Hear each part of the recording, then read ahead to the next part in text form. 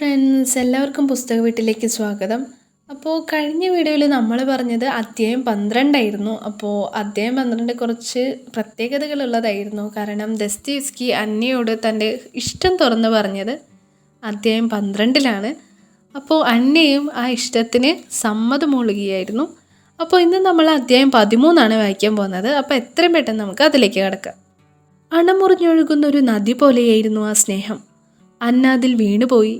അതിൻ്റെ ഒഴുക്കിൽ, അതിൻ്റെ ചുഴികളിൽ, അതിൻ്റെ മലരികളിൽ, അതിൻ്റെ ആഴങ്ങളിൽ ആ സ്നേഹം അവളെ അത്ഭുതപ്പെടുത്തുകയും ചെയ്തു. അതത്രമേൽ തീക്ഷ്ണവും വന്യവുമായിരുന്നു. അതത്രമേൽ ഉത്കടവും അഗാധവുമായിരുന്നു. തൻ്റെ ജീവിതത്തിൽ എന്താണ് സംഭവിക്കുന്നതെന്ന് അന്ന അത്ഭുതപ്പെട്ടു. അതും ഓർക്കപ്പുറത്ത്. പെട്ടെന്ന് വിധി കാത്തുവച്ചിരുന്ന ഒരു നിമിഷം പോലെയായിരുന്നു അത്. അവളുടെ ഹൃദയത്തിൽ അത്ഭുതകരമായൊരു പ്രകാശം പരന്നു. അപ്പോഴും അവൾ ഹൃദയത്തെ ശാസിച്ചു, അരുത്, അത്ര പെട്ടെന്ന് അതിലങ്ങോട്ട് മുങ്ങിപ്പോകരുത്. അജ്ഞാതമായൊരു ഭയവും അവളെ ബാധിച്ചു. ഇതെന്തിൻ്റെ ആരംഭമാണ്? മനുഷ്യന് അവൻ്റെ ഭാവി കാണാൻ കഴിയുന്നില്ല, വിധി വായിക്കാൻ കഴിയുന്നില്ല. അതുകൊണ്ട് പൊടുന്നനെ ഒരു വഴിത്തിരിവിലേക്ക് കടക്കുമ്പോൾ മനസ്സ് ആശങ്കകൾ കൊണ്ട് പതറുന്നു. പക്ഷേ ആ സ്നേഹം ഹൃദയത്തിൽ വന്നലയ്ക്കുന്നു, ഒരു പ്രളയവാരിധിയുടെ പ്രക്ഷുബ്ധതയോടെ. എങ്ങനെയായിരുന്നു ആ സ്നേഹത്തിൻ്റെ ആരംഭം? ഓർത്തു നോക്കുമ്പോൾ അതിനൊരാരംഭമില്ല. പൊടുന്നനെ ഒരു പ്രളയം പോലെ അത് സംഭവിച്ചു, നിശബ്ദമായിട്ട്. ആത്മാവും തമ്മിലുള്ള ഒരു ആകർഷണം, അതിൻ്റെ ലയം. ഓർക്കുമ്പോൾ ഒരു സ്വപ്നം പോലെയാണത്. അതിൻ്റെ യാഥാർത്ഥ്യം ഇപ്പോഴും അജ്ഞാതമായിരിക്കുന്നു. സത്യത്തിൽ അതിൻ്റെ ഒരു അനുഭവം യാഥാർത്ഥ്യത്തിൻ്റെ മറുപുറം പോലെയാണ്. എന്താണ് യാഥാർത്ഥ്യത്തിൻ്റെ മറുപുറം? അയഥാർത്ഥമോ, സ്വപ്നമോ? അതൊന്നുമല്ല. യാഥാർത്ഥ്യത്തിൻ്റെയും അപ്പുറത്തുള്ള ഒരു തീക്ഷ്ണമായ പരമാർത്ഥം. അത് സ്വപ്നമല്ല. അന്ന തൻ്റെ സ്നേഹത്തെക്കുറിച്ച് അമ്മയോട് പറഞ്ഞു. അമ്മ എതിർത്തൊന്നും പറഞ്ഞില്ല, ഒരു വാക്കുപോലും. എതിർത്തു പറഞ്ഞില്ലെന്ന് മാത്രമല്ല, നിന്റെ ഇഷ്ടം അതാണെങ്കിൽ എനിക്കത് സന്തോഷമാണെന്ന് പറയുകയും ചെയ്തു. പക്ഷെ അനിയത്തിക്ക് അത് ഇഷ്ടപ്പെട്ടില്ല. ദസ്തയേവ്സ്കിയെക്കുറിച്ച് അവൾക്ക് പറയാനില്ലാത്ത കുറ്റങ്ങളില്ല. എല്ലാം അന്ന നേരത്തെ കേട്ടിട്ടുള്ളതാണ്. അപസ്മാര രോഗി, ദരിദ്രൻ, കടക്കാരൻ, അസന്മാർഗി, പിശാചു ബാധിച്ചവൻ, വയസ്സൻ. അത് പറഞ്ഞപ്പോൾ അന്ന എതിർത്തു. ആര് പറഞ്ഞു വയസ്സനെന്ന്? എൻ്റെ നോട്ടത്തിൽ വയസ്സനല്ല എന്ന് മാത്രമല്ല, ഞാൻ ചെന്നതിൽ പിന്നെ കുറെ കൂടെ ചെറുപ്പമായിട്ടുണ്ടെന്ന് തോന്നുകയും ചെയ്യും. അപ്പോൾ അനിയത്തി കളിയാക്കി. എന്നാൽ എങ്ങനെ ചെറുപ്പമായി ഒടുവിലിപ്പോൾ ഭൂമിയിൽ ജനിച്ചു വീണ കുട്ടിയായി തീരും. അപ്പോൾ നിനക്ക് തൊട്ടിലിൽ കിടത്തി പാട്ടുപാടി ഉറക്കാം. അത് ഞാൻ എൻ്റെ ഇഷ്ടം പോലെ ചെയ്തോളാം എന്ന് പറയാൻ നാവതിരിച്ചതാണ് അന്നിക്ക്. മനഃപൂർവ്വം ക്ഷമിച്ചു. ഇങ്ങനെയൊരു കാര്യത്തിന് വേണ്ടി അനിയത്തിയുമായി വഴക്കുകൂടുന്നത് ഭംഗിയല്ലെന്ന് തോന്നി. കാർഷിക കോളേജിൽ പഠിക്കുന്ന അനിയൻ എതിർപ്പും കാണിച്ചില്ല, ആനുകൂല്യവും കാണിച്ചില്ല. നിന്റെ ഇഷ്ടം എന്നൊരു ഭാവത്തിൽ അവൻ നിശബ്ദനായി. അവനെ ദസ്തയേവ്സ്കിയെ ഇഷ്ടമാണ്. ദസ്തയേവ്സ്കിയുടെ നോവലുകൾ വായിക്കും, അത് ആസ്വദിക്കാനും അവന് കഴിയും. അവനൊരിക്കൽ ദസ്തയേവ്സ്കിയുടെ ഇരട്ടകൾ വായിച്ച് അതിനെക്കുറിച്ച് വളരെ രസകരമായി സംസാരിച്ചു. അതിലെ ആ ഗോളിയാദിക്കിനെ ജീവിതത്തിൽ മറക്കാനൊക്കുകയില്ലെന്ന് അവൻ പറഞ്ഞു. അന്ന് രാത്രി അന്ന ഉറങ്ങിയില്ല. പിറ്റേന്ന് ഇളവയിൽ തിളങ്ങുന്നൊരു പ്രഭാതം. ബോൾഷ്യോക്തൻസ്കോയെ സെമിത്തേരിയിൽ പിതാവിൻ്റെ ശവകുടീരത്തിനുമേൽ പൂക്കൾ വെച്ച് അതിൻ്റെ മുമ്പിൽ മുട്ടുകുത്തി നിന്ന് അന്ന പ്രാർത്ഥിച്ചു. ഞാൻ ദസ്തയേവ്സ്കിയെ സ്നേഹിക്കുന്നു. ആകെ തകർന്നൊരു മനുഷ്യൻ, വിഭജിക്കപ്പെട്ട ആത്മാവാണെന്നാണ് അദ്ദേഹം പറയുന്നത്. ആർക്കും വേണ്ടാതെ, ആരും സ്നേഹിക്കാനില്ലാതെ ചെളിക്കുണ്ടിൽ വീണുപോയ ഒരാൾ. ഞാനതെല്ലാം അറിഞ്ഞുകൊണ്ടാണ്. എന്ന് വെച്ച് ഞാൻ മനഃപൂർവ്വം സ്നേഹിച്ചതാണെന്നല്ല. ഇത് ദൈവഹിതം പോലെ സംഭവിച്ചതാണ്. എനിക്കറിയാം ആ മനുഷ്യൻ നന്മയും വിശുദ്ധിയുമുള്ള ആളാണെന്ന്. മുമ്പൊരിക്കൽ പിതാവ് പറഞ്ഞതാണ് ഞാൻ ഓർക്കുന്നത്. ഹൃദയത്തിനുമേൽ ദൈവത്തിൻ്റെ കയ്യൊപ്പുള്ള ആൾ. എനിക്കെന്താണ് സംഭവിക്കാനിരിക്കുന്നതെന്ന് ദൈവത്തിന് മാത്രം അറിയാം. അതെന്തായാലും ഞാൻ സങ്കടപ്പെടുകയില്ല. എല്ലാം ദൈവത്തിൻ്റെ കൈകളിൽ ഏൽപ്പിച്ചിട്ടാണ് ഞാൻ ആ സ്നേഹത്തിന് മുമ്പിൽ എന്നെ സമർപ്പിക്കുന്നത്. ദൈവം എപ്പോഴും ഞങ്ങളുടെ ജീവിതത്തിൽ കാവലുണ്ടായിരിക്കണമെന്നാണ് ഞാൻ വിശ്വസിക്കുന്നത്. ഞാൻ ചെയ്യുന്നത് തെറ്റാണോ എന്ന് എനിക്കറിയില്ല. ഞാൻ അങ്ങനെയല്ല കരുതുന്നത്. ദൈവം ഞങ്ങളെ കൂട്ടിച്ചേർത്തു എന്നാണ് ഞാൻ വിശ്വസിക്കുന്നത്. അല്ലെങ്കിൽ ഇതിങ്ങനെ സംഭവിക്കാൻ യാതൊരു സാധ്യതയുമില്ല. പിതാവിനെ അനുഗ്രഹിക്കണം. അന്ന പിന്നെയും കുറേ നേരം കൂടി പിതാവിൻ്റെ ശവകുടീരത്തിനു മുമ്പിൽ കണ്ണുകളടച്ച് മുട്ടിന്മേൽ നിന്നു. തിരുഹൃദയപ്പൂവിൻ്റെയും മരച്ചിലകളുടെയും നിശബ്ദതയുമായി അവളുടെ പ്രാർത്ഥനയുടെ നിശബ്ദത ഇടകലർന്നു. ദൈവികമായൊരു നിമിഷം പോലെയായിരുന്നു അത്. പിന്നെ അവൾ കുരിശു വരച്ചു, പിതാവിൻ്റെ ശവകുടീരത്തിനുമേൽ ചുംബിച്ചു. പതുക്കെ എഴുന്നേറ്റ് മരിച്ച ശവക്കല്ലറകളിൽ ഉറങ്ങുന്നവരെ തൻ്റെ കാലച്ചുകൾ കൊണ്ടുണർത്താതെ പതുക്കെ പുറത്തേക്ക് നടന്നു. അവൾ ഇറങ്ങി വരുന്നത് ദസ്തയേവ്സ്കി സെമിത്തേരിയുടെ അകത്തേക്കുള്ള പടിവാതിലിനരികിൽ നിൽക്കുകയായിരുന്നു. എന്തെന്നില്ലാത്തൊരു പ്രശാന്തത അപ്പോൾ ആ മുഖത്ത് അവൾ കണ്ടു. അതീന്ദ്രമായ ഒരു ആത്മീയതയുടെ ഓർമ്മകൾ ഉണർത്തുന്ന ഒന്നായിരുന്നു അത്. ഒരു നിമിഷം അവർ അന്യോന്യം നോക്കി നിന്നു. പിന്നെ നിശബ്ദം പുറത്തേക്ക് നടന്നു. അങ്ങനെ നടക്കുമ്പോൾ ദസ്തയേവ്സ്കി ചോദിച്ചു, അന്നയ്ക്ക് എന്തെങ്കിലും അബദ്ധം പിണഞ്ഞെന്ന് തോന്നലുണ്ടോ? ഞാൻ അർത്ഥമാക്കുന്നത് എൻ്റെ സ്നേഹത്തെയാണ്. എൻ്റെ സ്നേഹമോ? അവൾ എതിർത്തു. അതെന്താ അങ്ങനെ പറഞ്ഞത്? ആദ്യം ഞാനല്ലേ എൻ്റെ സ്നേഹമെന്ന് ഏറ്റു പറഞ്ഞത്. ഏതെങ്കിലും അബദ്ധം പിണഞ്ഞെന്നുള്ള തോന്നലൊന്നും എനിക്കില്ല. ഞാൻ എൻ്റെ പിതാവിൻ്റെ ശവക്കല്ലറയ്ക്കരികിൽ ഞാൻ ചെയ്ത കുറ്റത്തിന് മാപ്പ് ചോദിക്കാൻ പോയതാണെന്നാണോ വിചാരം? അല്ല, ഞാൻ അപേക്ഷിച്ചത് എന്നെ അനുഗ്രഹിക്കണമെന്നാണ്. ദസ്തയേവ്സ്കി പറഞ്ഞു. ഇനി മറ്റുള്ളവർ എന്തൊക്കെ പറയുമെന്ന് എനിക്കറിയില്ല. അല്ലെങ്കിൽ തന്നെ ഞാനൊരു അറുവഷളനാണെന്നാണ് കേൾവി. ഇതും കൂടിയാകുമ്പോൾ അവൾ ചോദിച്ചു. ഇതും കൂടിയാകുമ്പോൾ എന്താ ഉദ്ദേശിച്ചത്? ഞാൻ ചോദിക്കട്ടെ, എന്തിനാ ലോകത്തിന് മുമ്പിൽ ഇങ്ങനെ ഒരു കുറ്റവാളിയെപ്പോലെ നിൽക്കുന്നത്? ഞാൻ എന്ത് കുറ്റം ചെയ്തെന്ന് എനിക്ക് അറിഞ്ഞുകൂടാ. എങ്കിലും ഞാൻ തന്നെ കുറ്റക്കാരൻ, സംശയമില്ല. അതിപ്പോൾ ഈ സ്നേഹത്തിൻ്റെ കാര്യത്തിൽ മാത്രമല്ല, എൻ്റെ ജീവിതം തന്നെ ഒരു വലിയ കുറ്റമാണ്. എന്തിനിങ്ങനെ ആവശ്യമില്ലാതെ ഓരോന്ന് ചിന്തിച്ച് മനസ്സ് വിഷമിപ്പിക്കുന്നു? എനിക്കൊരു സമാധാനമുണ്ട്. എൻ്റെ ജീവിതം മറ്റുള്ളവർ കരുതും പോലെ ഒരു കുറ്റമാണെങ്കിൽ അത് ചെയ്തത് ദൈവവും ഞാനും കൂടിയാണ്. പങ്കാളിത്തം പപ്പാതി. എന്നിട്ട് ദൈവം എന്തു പറയുന്നു? ദൈവമൊന്നും പറയുന്നില്ല. അതല്ലേ സങ്കടം. ലോകം കല്ലേറിയുന്നത് എന്നെ. ഇനി ഒരാൾ കൂടി ഉണ്ടെന്ന് വിശ്വസിക്കേ കല്ലേറ് കൊള്ളാൻ. ഞാൻ ആ ശവക്കോട്ടയുടെ വാതിൽക്കൽ നിന്ന് എന്നെ വിചാരണ ചെയ്യുകയായിരുന്നു അന്ന പ്രാർത്ഥിക്കുമ്പോൾ. വിചാരണയോ? ഇടയ്ക്കിടയ്ക്ക് എന്നെ വിചാരണ ചെയ്യുന്നത് എൻ്റെ ഒരു ശീലമാണ്. എന്തായിരുന്നു വിചാരണയ്ക്ക് ചെയ്ത കുറ്റം? തൻ്റെ പാതി പോലും പ്രായമില്ലാത്ത ഒരു പെണ്ണിനെ സ്നേഹിച്ചത്. എന്നിട്ട് അതെങ്ങനെ അവസാനിച്ചു? അവസാനിച്ചിട്ടില്ല. വാദവും എതിർവാദവുമായിട്ട് അതങ്ങനെ നീളുന്നു. എന്താണ് എതിർവാദം? അത് ആരംഭിക്കുന്നത് ഒരു ചോദ്യത്തിൽ നിന്നാണ്. പരിഭ്രമിക്കേണ്ട, വളരെ ലളിതമായൊരു ചോദ്യമാണ്. എന്തിനാണ് സ്നേഹിക്കുന്നത്? സ്നേഹിച്ചില്ലെങ്കിൽ എന്താണ് കുഴപ്പം? ആരെയും ഒന്നിനെയും സ്നേഹിക്കാതെയും മനുഷ്യന് ജീവിച്ചുകൂടെ? അതികഠിനമായ ചോദ്യങ്ങൾ തന്നെ. എന്നിട്ട് എന്താണ് ഉത്തരം? ആത്മീയമായ ഏകാന്തതയുടെ ദുഃഖം മറക്കാനാണ് സ്നേഹിക്കുന്നത്. ആത്മീയമായ ഏകാന്തതയോ? അതെ, ആത്മീയമായ ഏകാന്തത. അതിൻ്റെ ദുഃഖം, അത് സഹിക്കാൻ വേണ്ടിയാണ് സ്നേഹിക്കുന്നത്. അത് സഹിക്കാൻ വേണ്ടിയാണ് ജീവിതത്തിൽ എന്തു മനുഷ്യൻ ചെയ്യുന്നത്. മനുഷ്യനെന്ന് പറഞ്ഞാൽ പോരാ, ജീവജാലങ്ങൾ മുഴുവനും, അല്ലെങ്കിൽ പ്രപഞ്ചത്തിലുള്ളതെല്ലാം. ആദിയിൽ, അതായത് ഉൽപ്പത്തിക്ക് മുമ്പ് ദൈവവും ആത്മീയമായ ഏകാന്തത അനുഭവിച്ചിരിക്കണം. ഇടയ്ക്കിടയ്ക്ക് ദൈവത്തെ കാണാറുണ്ടെന്നൊരിക്കൽ പറഞ്ഞില്ലേ? ഇനി കാണുമ്പോൾ ഒന്ന് ചോദിക്കേ. അത് ചോദിക്കാനൊന്നുമില്ല. ആദിയിൽ ദൈവം ആകാശവും ഭൂമിയും സൃഷ്ടിച്ചു. ഭൂമി പാഴായും ശൂന്യമായും ഇരുന്നു. ആഴത്തിന്മീതെ ഇരുളുണ്ടായിരുന്നു എന്നൊക്കെ നാം ഉൽപ്പത്തി പുസ്തകത്തിൽ വായിക്കുന്നില്ലേ? അതിനു മുമ്പത്തെ അവസ്ഥയാണ്. ദൈവം എന്തിനാണ് ആകാശത്തെയും ഭൂമിയെയും വെള്ളത്തെയും വെളിച്ചത്തെയും മനുഷ്യനെയും മറ്റു ജീവജാലങ്ങളെയും സൃഷ്ടിച്ചത്? ആത്മീയമായ ഏകാന്തത കൊണ്ട് മടുത്തിട്ട്. ആത്മീയമായ ഏകാന്തത കൊണ്ട് മടുക്കുമ്പോൾ സൃഷ്ടിയും സ്നേഹവുമല്ലേ? അതെ, സ്നേഹവും സൃഷ്ടിയും ആ അവസ്ഥയിൽ രണ്ടല്ല. സൃഷ്ടിയുടെ അടിയിൽ സ്നേഹമുണ്ട്, ഒരു പ്രേരണയായിട്ട്, ആദി കാരണമായിട്ട്. അപ്പോൾ ഏകാന്തതയോ? അത് നേരത്തെ ഉണ്ടല്ലോ. ആദിയിൽ തന്നെ പൊതിഞ്ഞു നിൽക്കുന്ന ഒരു മഹാശൂന്യതയുടെ മധ്യത്തിൽ ആദ്യം ഉളവാകുന്നത് ഏകാന്തതയല്ലാതെ മറ്റെന്താണ്? അപ്പോഴേക്കും അവർ സ്മോൾലി മൊണാസ്റ്ററിക്കടുത്തെത്തി. അന്ന അതിനുള്ളിൽ കയറി പ്രാർത്ഥിച്ചു. ദസ്തയേവ്സ്കി പുറത്തൊരിടത്ത് ഒരു തണൽ മരത്തിൻ്റെ ചുവട്ടിൽ കാത്തുനിന്നു. അന്ന വിളിച്ചതാണ് അൾത്താരയ്ക്കരികിൽ ചെന്ന് നിന്ന് പ്രാർത്ഥിക്കാൻ. ദസ്തയേവ്സ്കി ഒഴിഞ്ഞു മാറി. പ്രാർത്ഥിക്കുമ്പോൾ താൻ തനിച്ചേ പാടുള്ളൂ. ഒരു കൂട്ടുപ്രാർത്ഥനയിൽ തനിക്ക് യാതൊരു ഏകാഗ്രതയും കിട്ടുകയില്ല. അല്ലെങ്കിൽ തന്നെ അങ്ങനെ കൃത്യമായി പള്ളിയിൽ പോയി പ്രാർത്ഥിക്കുന്ന ശീലവുമില്ല. പ്രാർത്ഥനയൊക്കെ സ്വന്തം ഹൃദയത്തിൽ തന്നെയാണ്. അല്ലെങ്കിൽ പള്ളിയിൽ ചെല്ലുമ്പോൾ അവിടെ ആരും ഉണ്ടാവരുത്, പുരോഹിതൻ പോലും.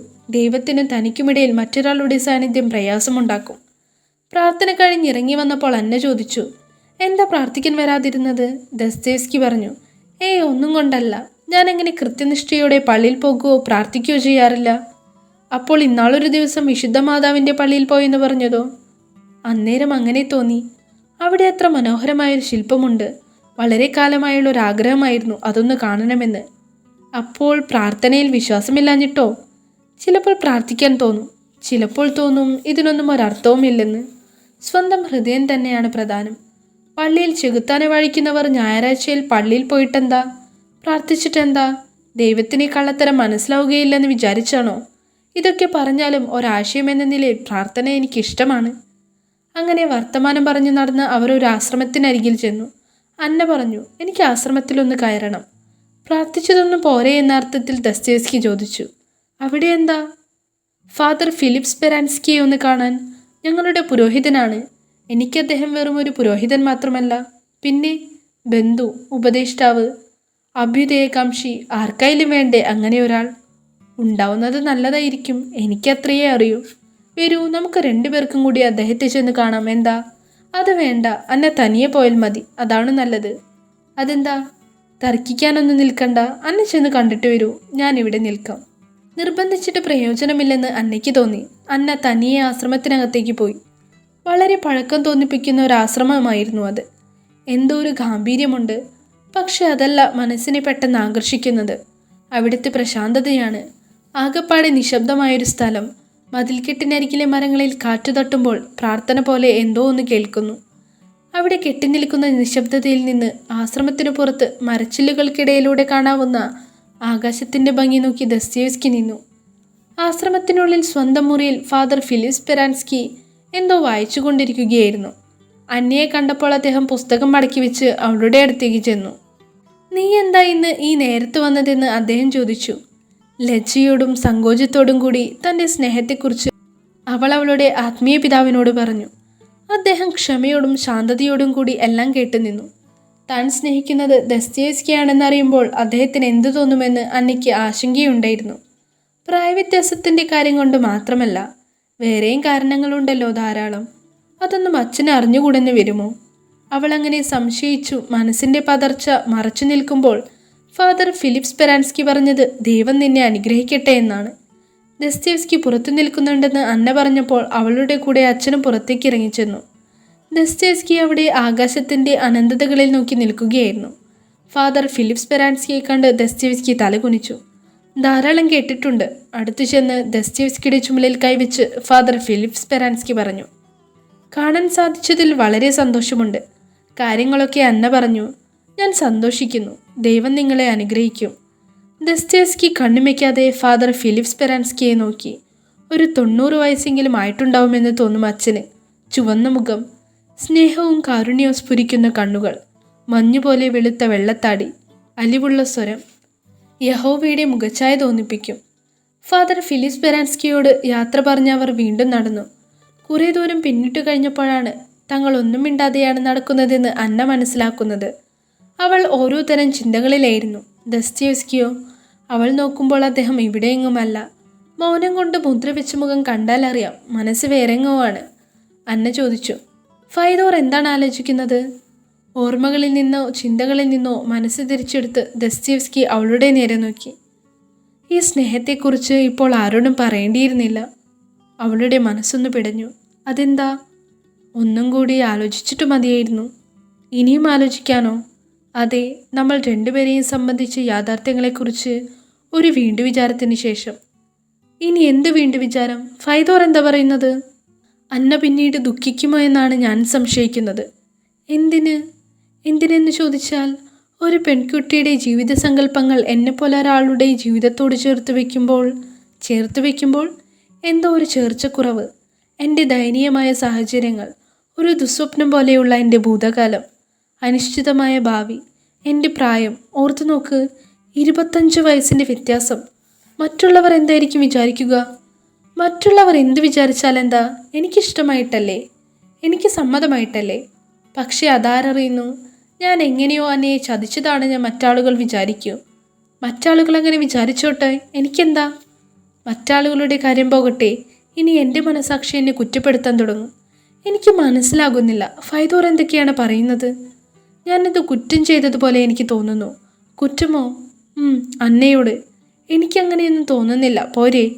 വീണ്ടും നിശബ്ദതയുടെ ചെറിയൊരു ഇടവേളയ്ക്ക് ശേഷം ദസ്തേവ്സ്കി ചോദിച്ചു.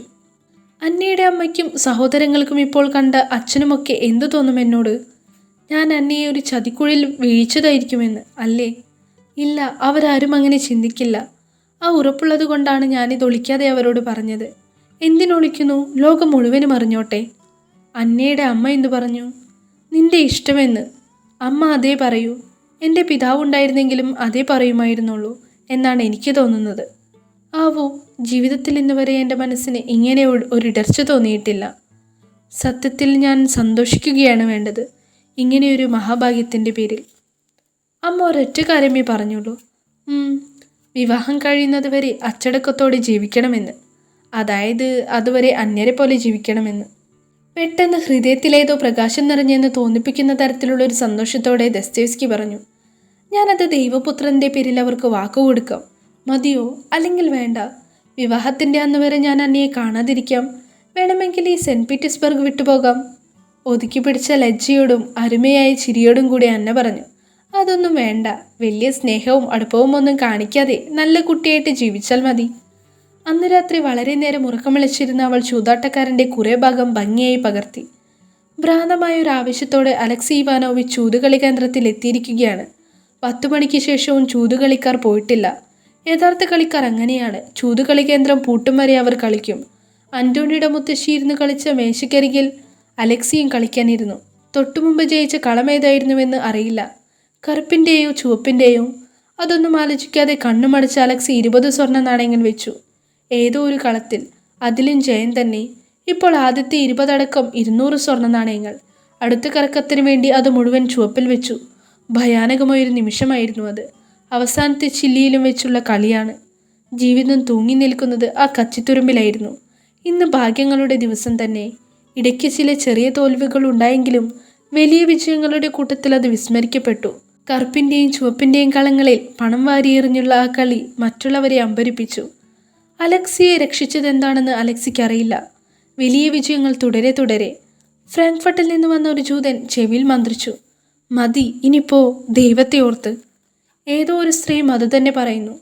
അത്രയധികം പണമുള്ള ഒരാൾ വലിയ അപകട സാധ്യതയാണ്. ധനത്തിൻ്റെ പുറകെ മരണവുമുണ്ട്.